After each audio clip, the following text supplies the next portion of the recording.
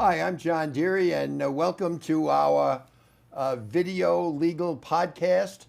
And we have a very interesting topic to discuss, and that is a failure to diagnose cancer.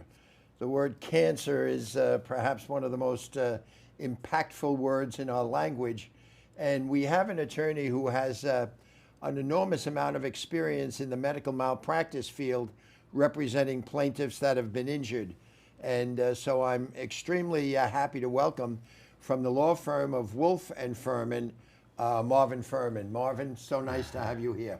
Thank you, John. Thanks for hosting this important topic about failure to diagnose cancer and the cases that arise from that.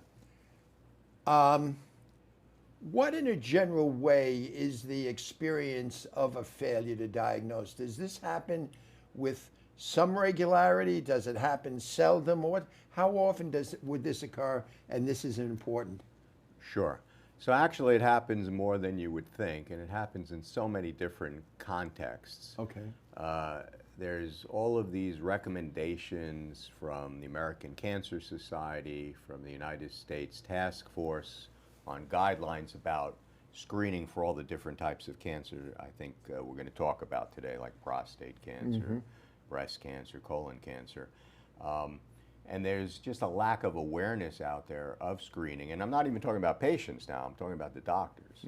So that you will go to your primary care physician or even a specialist on a regular basis and not get the proper screening. So we've had cases where people will go 10, 15 years to their primary care doctor and never even get a PSA test, a prostate-specific antigen test for prostate cancer, and then all of a sudden they have stage 4 prostate cancer. And that's a slow-growing cancer. That should never happen. And so we've represented clients who come into our office who say, you know, I did everything right. I went to my doctor, I got my yearly physical, I had yearly blood tests, and I have stage 4 prostate cancer. How did that happen? So it happens in the context of doctors not screening, and it happens in the context of patients sometimes not even getting their results reported to them correctly. We've had cases where smokers get just a chest x-ray, which isn't even what's required, more is required, but a large nodule will show up on one of the lobes of their lung, and they're never told about it. And then they go continue to get care, and all of a sudden they're told again, stage 3, stage 4 lung cancer. And the doctor or the radiologist will say to them, well, you know, what took you so long? Why didn't you come back 3 years ago when you first had the nodule? And they look at everybody like, nobody told me. So it's a lot of different ways it happens. We have such a complex healthcare system in this country that a lot of things get, dropped between the cracks, and unfortunately, the people who suffer are the patients. You used an expression stage 3 and stage 4. Right. I think this is of particular significance to individuals who may have either been diagnosed or are aware of that stage. Explain that. Right. Well, just to go back to the fundamentals before we even define that, early diagnosis of any cancer is will generally afford the patient the best chance for a complete cure. So you want to get that cancer at its earliest stage, when it's at its smallest, when it hasn't spread or metastasized. So stage 1 is obviously the lowest extent of the cancer. Stage 4 is the largest extent of the cancer. And once you have stage 4, likely to follow will be a metastasis of the cancer, meaning the cancer is spread. So if we're talking about colon cancer, it's now spread somewhere else, to the liver, lung cancer to the liver. And now it's a terminal, it can be a very terminal diagnosis, although there are, continuing better immunotherapy drugs and things of that nature, and genetic counseling that helps. But you want to get, if you have cancer for whatever reason, genetic or environmental, you want it diagnosed as soon as possible, really at stage 1, so that you have the best chance for a cure. And there are cures for these cancers, for most of them. And if not cures, there are effective treatments that will extend your life considerably. So you need to not only be diligent yourself, but you need your doctor to be looking for these things, because unfortunately the extent of late stage cancers that get diagnosed continue to go up. So it's very disheartening. When you talk about the failure to diagnose, it's easy to jump, oh, that's for a doctor that would do that. Are there any other entities that generally fit into the category of failing to diagnose? Well, I mean, you need radiologists to conduct the right tests. You need the right blood workup to look for some of these things. You need to be screened, and you need to be properly screened, usually by a healthcare professional. You mentioned, again, we were talking about staging. Yes. Where do you see, obviously, no one wants to be having to deal with cancer at any point, but what is the distinction between a stage 3 and a stage 4?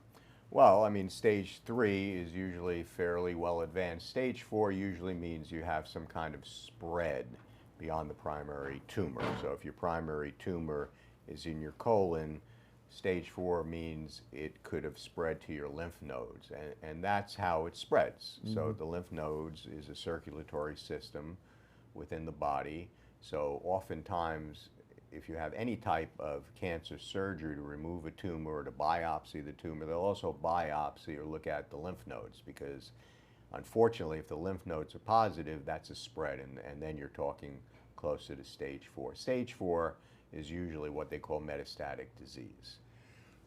You mentioned the word metastasize, Yes. and I think that's something that people would have some familiarity with, but explain that. Right. So, for instance, in prostate cancer, the cancer is a slow-growing cancer, which is one of the good things, is why you need to get it diagnosed, and it's contained within the prostate capsule.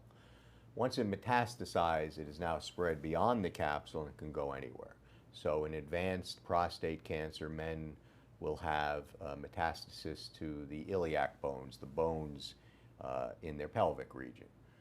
They could have metastasis to their lungs. So it's a spread, and it's usually means the prognosis, the outcome is worse. But again, you know, I don't want to just constantly criticize modern medicine, because modern medicine has come up with some great treatments that are less and less toxic and invasive. We're all used to the word chemotherapy, right? And how toxic that could be. It's drugs, it's poison to kill the cancer, but it can also affect your heart and other organs. But there's been so many advances now, particularly I had mentioned immunotherapy, using your own immune system, and now even targeting the genetic makeup of the cancer. And by doing that, even stage 4, and I have clients in stage 4 who've been alive more than 3 years now, because they do have these treatments.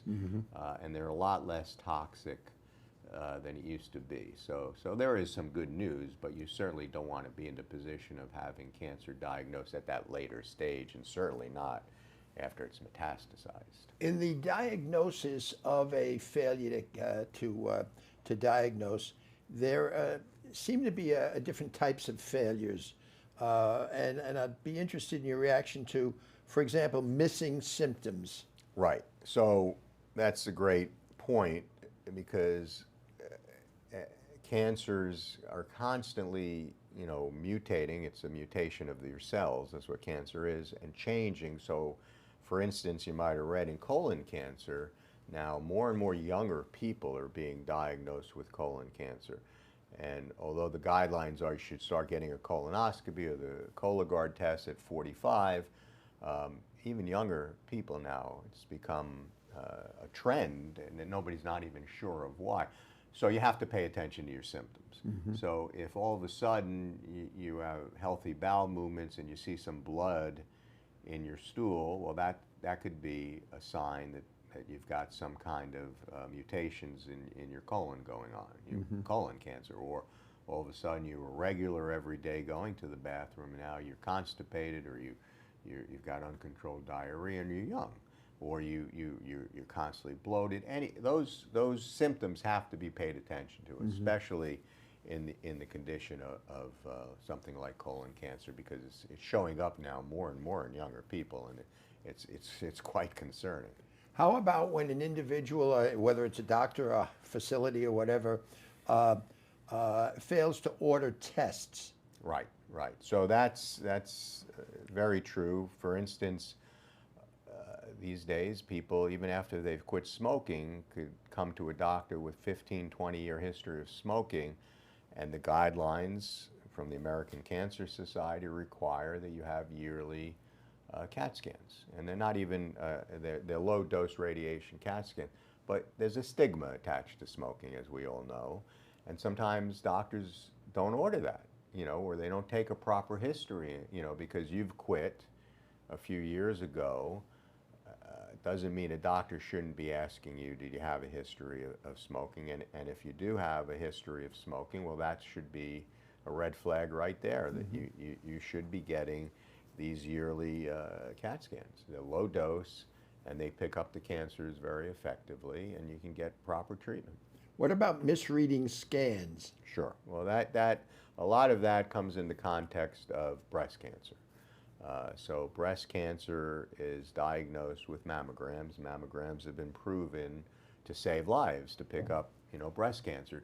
But what a mammogram is an X-ray of the breast, and it picks up certain irregularities. It doesn't say that there's cancer there, but you see a spiculated mass, or you see calcifications. We always hear calcifications about the heart, but in the breast, the tissue can get calcified, and that could be an early indication of cancer. Yet I've had clients who come to me again with late-stage breast cancer after terrible results, and we have their mammograms reviewed by an expert radiologist, and they find there have been changes that should have told the doctor, the radiologist, years before that there was cancer. What about delaying referrals? Right. Well, I mean, this is obviously if you are having those gastrointestinal symptoms we've been talking about, you need to be referred to a colorectal specialist. If you're a smoker, you need to be referred to a radiology facility that can perform these proper low-dose CAT scans.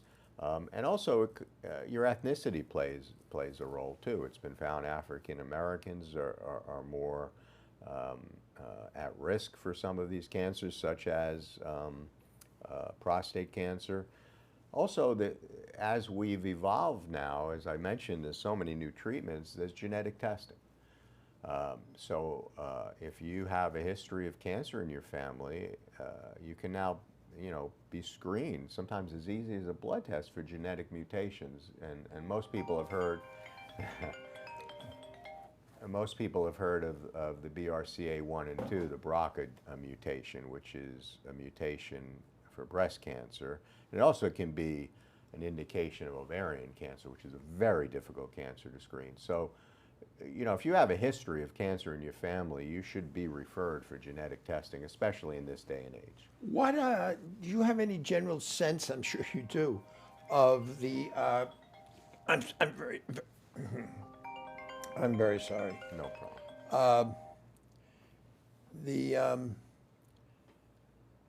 The compensation for failure to diagnose. Is there any range of value of cases? Well, there are certainly substantial cases because even if you're getting the right treatment after you have stage 4, your life expectancy is going to be shortened. I think I've certainly retained experts who will come to court and testify to that. And if you're the primary breadwinner for your family, or you're not able to work because now you're undergoing extensive cancer treatments, well, those are substantial, both economic and, of course, non-economic damages that you and your family are sustaining. So these are 6 to 7 figure cases easily, if not more. On the damages that are claimed as a result of failure to diagnose, what are some of the elements of those claims? Well, certainly number one, it's your pain and suffering. You're as a patient most probably having to undergo so much more invasive, extensive treatment, sometimes surgery.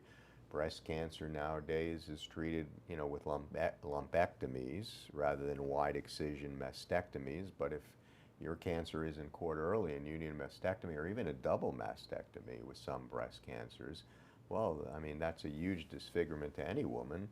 And the pain and suffering, the psychological nature of something like that, and then of course, if you're, I've had clients who come to me, they've been working 20 years, going to a doctor, supporting their family, and a PSA test was never done or wasn't done for a number of years, and they now have extensive prostate cancer, can no longer work.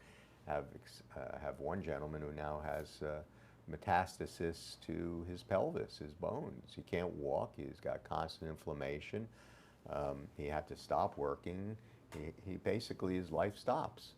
So they're incredibly substantial damages. What about the lost income of an inability to work as a result of the misdiagnosis? Sure, lost income and loss of inheritance to a family and loss of being able to support your family. I mean, if you're the breadwinner and you have children going to college or looking to you, if you're feeding those mouths and now you can't do that, well, that's an element of damage. The malpractice has prevented you from being gainfully employed and supporting your family, and we will seek that compensation for you and your family.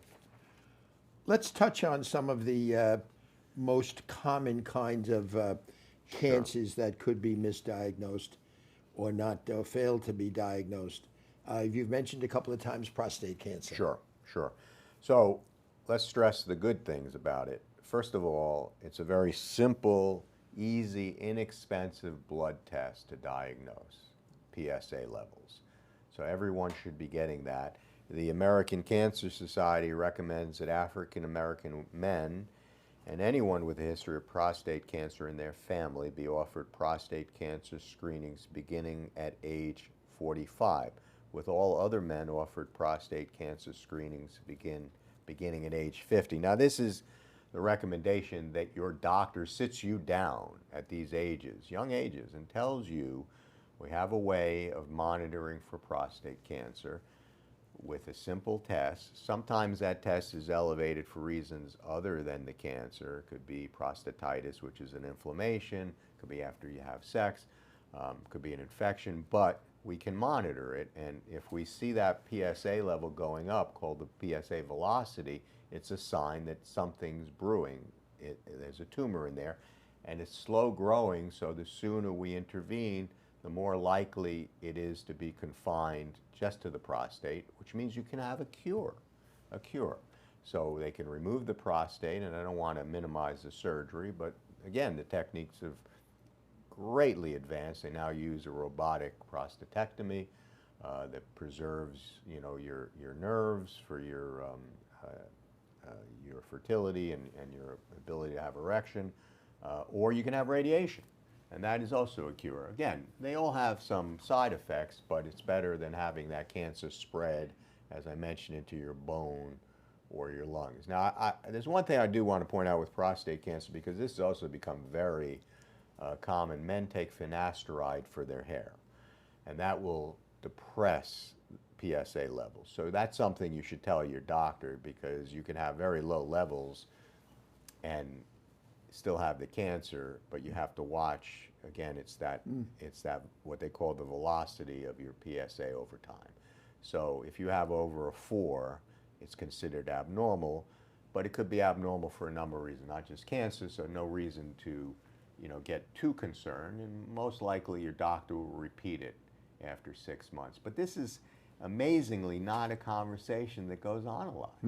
It does not go on a lot. There's been some controversy in the past over, well, we don't want to give men too many prostate biopsies, but in fact the studies have shown that testing for PSA over time, watching the velocity of the PSA and the free PSA, and there's all kinds of tests that really now give you an idea early on if you've got that. From a medical malpractice perspective of your your very extensive and very successful practice.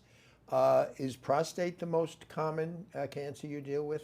That's a good question, John. I have had a lot of these cases. Unfortunately, I've had cases that run the gamut from prostate to breast cancer. I would say breast cancer, unfortunately, Okay. due to misreading of mammograms. Let's follow up on that. Sure, sure. That was the next cancer I was going to ask you about, and that is the breast cancer. Sure.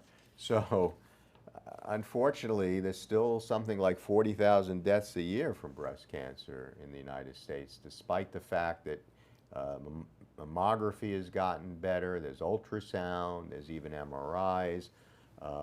But among women in the United States, breast cancer is the most common cancer, and in 2024, the U.S. Preventive Services Task Force updated their screening recommendation. Now women should receive a screening mammogram every 2 years from age 40 to 74. And as I discussed, it's an x-ray of the breast. Now, some women have what's called dense breasts, and then they may need additional screening with ultrasound and possibly an MRI. But I've seen so many cases where mammograms report some suspicious findings, and then there's no recommendation for further testing, some of which isn't even invasive, like an ultrasound or an MRI. So an MRI. What is your general experience in terms of women complying with that every 2-year mammogram test? It's variable. It's variable, but women have been confused. This is, as I said, only since 2024 this recommendation was updated. There was a time, again, just with like prostate cancer, medicine doctors, they were concerned about too many biopsies and too many mastectomies, but it's really been shown that you need these mammograms, and the biopsies and surgeries are not as invasive as they used to be. Plus, again, as I mentioned now, and I don't think this has been well publicized, and I think it needs to be more publicized, is the genetic testing, looking for that BRCA mutation in breasts. There was, if you remember, Angelina Jolie got tested and had a double mastectomy. Now that's extreme, but it really doesn't get the medical profession really hasn't educated women about genetic testing, so that you can have the BRCA mutation. Doesn't mean you need a mastectomy. It means you need to be monitored, and as an added benefit, it may help you diagnose ovarian cancer at an early stage, which is a very difficult cancer in premenopausal women to diagnose. You've mentioned that. Yeah. What about lung cancer? Yeah, lung cancer again. I think because of the stigma we've been talking about with smoking, men and women do not get tested enough for lung cancer. The American Cancer Society, again, recommends screening for lung cancer with low-dose computed tomography, or CTs. Don't expose a patient to too much radiation, and they're saying it should be done every year from 55 years of age on in a person who's had a significant history of smoking. I've seen these cases where initially the CT shows a nodule that's confined to one lobe of the lung, lower lobe. And while it sounds terrible, that lower lobe can be surgically removed and the cancer's gone. Now, it's a surgery. I'm not trying to minimize it, but you'd rather have that surgery than have that cancer spread. And that's what will happen if that's not intervened. And again, I've seen cases where people are just not adequately told, we found this finding, it's suspicious, we might want to follow up on it. There's other tests that can be done. There's bronchoscopy, there's fine needle aspiration. So you don't have to just jump into, these big surgeries. I'm interested in what you might interpret to be a serious smoking issue, and that is that, someone says that, well, I smoked a pack a day, And how long did you smoke? Well, I don't know, 10, 15 years, whatever. So I know it's difficult to pin down precisely, but what, when you are hearing someone talk about their smoking experience, what causes you to say, wow, this is serious? Not much, not much. I mean, if you have some significant history approaching 10 years or beyond, and even less, I mean, we all know the dangers of smoking. Uh, you know, you need these yearly CT scans. CT, and especially these are low dose CTs. So it's not like an MRI where you're confined in a tube. You're on the table with a large arm around you. You know, you don't have to be worried about claustrophobia. It's a very, very good way of catching these cancers early, and that's why it's recommended, and that's why, you know, it doesn't take much. And you know, once you get that first CT, you've got that baseline.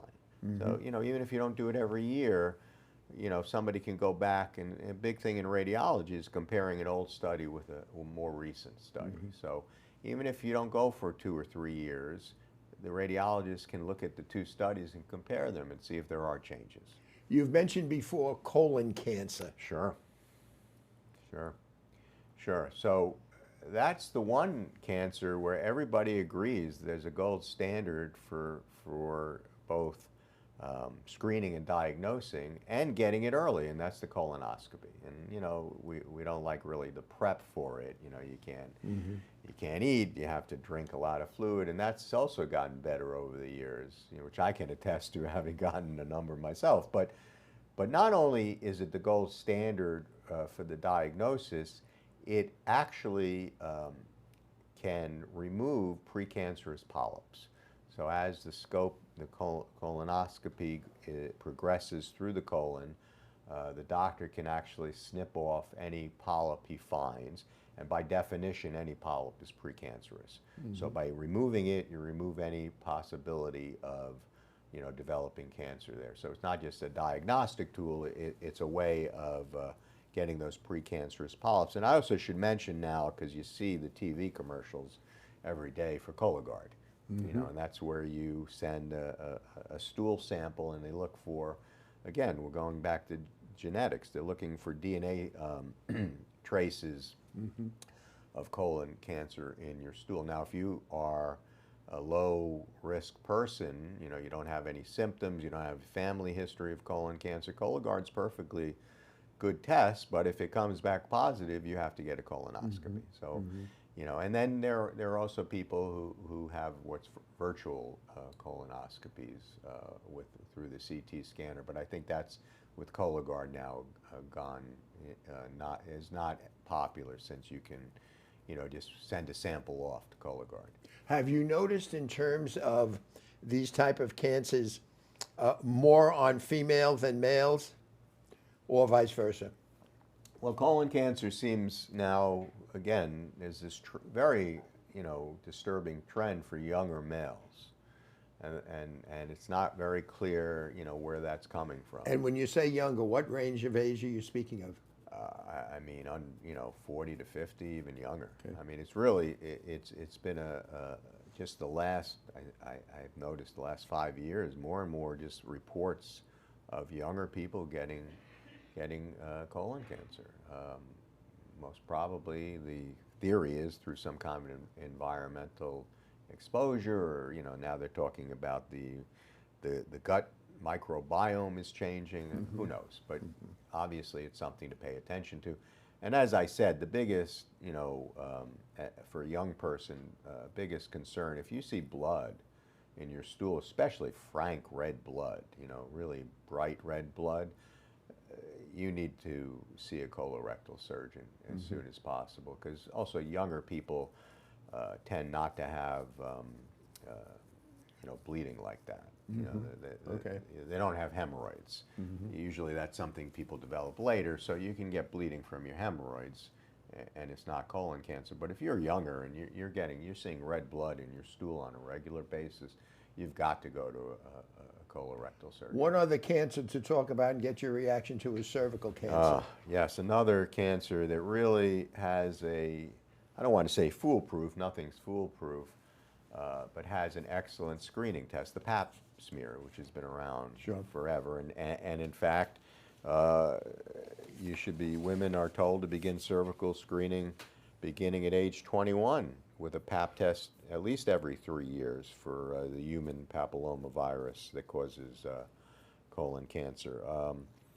If they're negative, if the Pap tests are negative, then beginning at age 30, it's recommended you can wait every 5 years for another Pap test. But that's something really that women should have a yearly gynecological exam, and that's something their gynecologist should discuss with them. And certainly, it's hard to believe that there's still cervical cancer present. There's even a vaccine, although they say even with the vaccine, if you've had it, you should still get the Pap smears. But we've had cases, and it's unfortunate, it's usually clients who are disabled, who are in facilities or just don't get the right care that they should, who end up developing these huge, cervical masses. And we've had some that have died from it, unfortunately, which is unbelievable considering this is, the Pap smear has been around for a long time.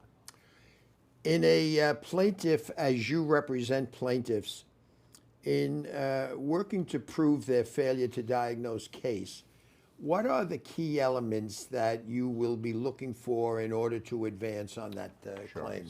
Sure, great question. So, like any med-mal case, you have to get all of the medical records together. And in a case like lung cancer, you need the scans, you need the reports, you need to take a very detailed intake with the client as to what symptoms they might have had, who they complained to. And, sometimes the client, unfortunately, is the wife, the son of someone who's passed from their cancer. So you really have to dig deep. You may want to look into their health insurance records, if they had health insurance or Medicare, Medicaid, to see who the doctors were that they were seeing on a regular basis, what kind of tests. For instance, I have a client who for years got regular blood work because he was on a biologic for a skin condition, yet PSA was never done.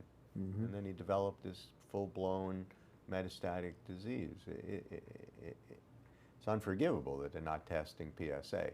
So you need to see who the client, which physician they're seeing on a regular basis, what their complaints were. You need to get the records, obviously, as in any medical malpractice. And you need, as we do, to get the best experts to review the case.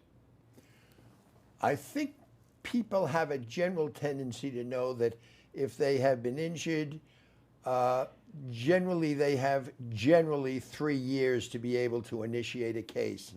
So my question to you is, what is the statute of limitations on malpractice cases? Well, as you know, the medical profession has a strong lobby in Albany, and they've reduced the statute of limitations in medical malpractice cases to 2.5 years, and in fact, they've even further reduced it in a wrongful death case, a case where someone has already died from their cancer. You need to bring that case within 2 years. And as you know, before you can even bring that case, if a person is passed because of a failure to diagnose cancer, they don't have a will, you first have to establish an estate. So my biggest advice to people is not to wait. If you have any suspicion that this cancer should have been picked up earlier, either because of symptoms or because there was a family doctor, most probably a beloved family doctor, but one who never, sent for the right tests or the right referrals, you need to act quickly.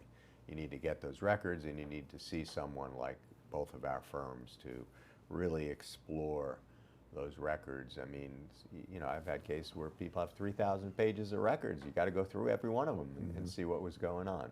So, are there any topics within this whole failure to diagnose that we haven't touched on? I think the takeaway is the takeaway is early detection is your best prevention. Yeah. And I think that's where, we don't want to see these clients. I mean, you see families that are devastated by this. Yeah. Obviously you want to get them the fair and reasonable compensation, the just compensation they deserve, but it's horrendous. It's horrendous, and you want the medical profession to better publicize the need for these screening methods. Well, as we said at the outset, a vast amount of experience in the medical malpractice field, and this whole notion of failure to diagnose is so important. Yes. Marvin, I appreciate it greatly. Thank you, John. Nice to be with you too. Great talking to you. Thank you.